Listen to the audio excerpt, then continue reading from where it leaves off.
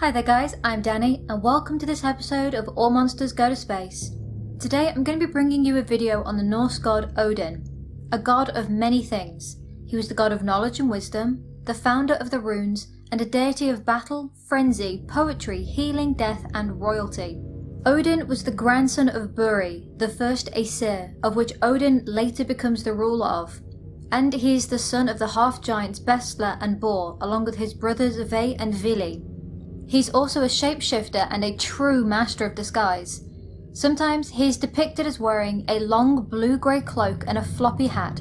Think Gandalf the Grey, especially as Odin was actually the direct inspiration for nearly all of the wizards in Lord of the Rings, but especially Gandalf. In other depictions he is still an older man, but wears a winged helmet, and in others he is in full armour, but he is always one-eyed and bearded.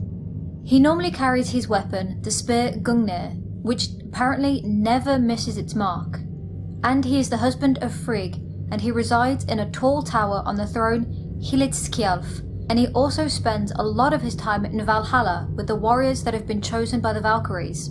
Now this god has many names and I will not be getting into them all, as he actually has over 170.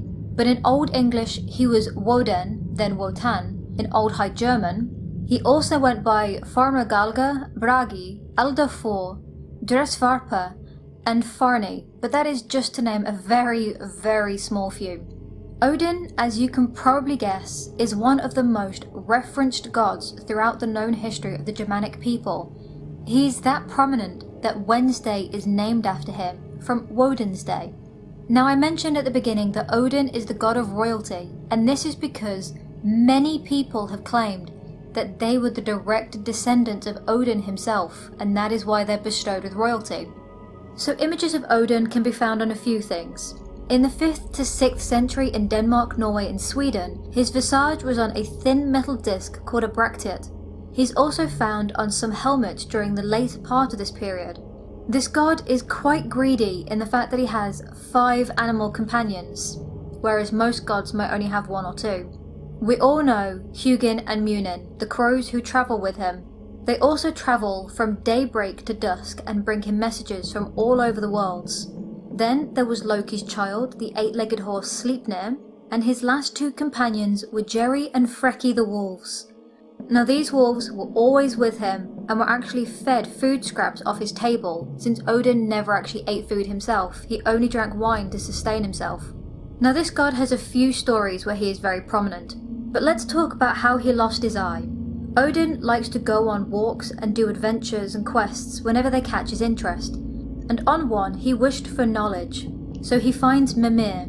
It says that she was a bodiless being who was considered to be the wisest, but there was a price for her advice: Odin's eye. He willingly gave it and thus gained inner wisdom. But then he wished to gather more knowledge, and so for 9 days and nights he hung himself from a branch on the tree of life, Yggdrasil. During this time he also gained the knowledge of the runes, and thus created the runic alphabet. And one legend mentions how he took part in the world's creation. He slayed Ymir and then gave life to Embla and Ask, the 2 very first human beings.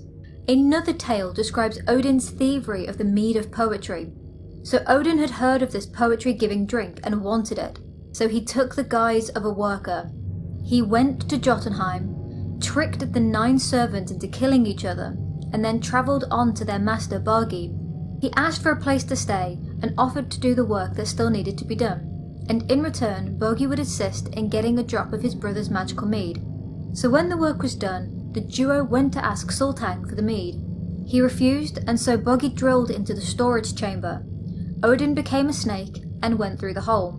He then transformed into a man, wooed the daughter that was guarding the mead, but before he left he asked for 3 drinks. In 3 gulps he drained the 2 large jars and the cauldron, and then became an eagle and flew away. Sultan also took the form of an eagle and followed behind very, very closely.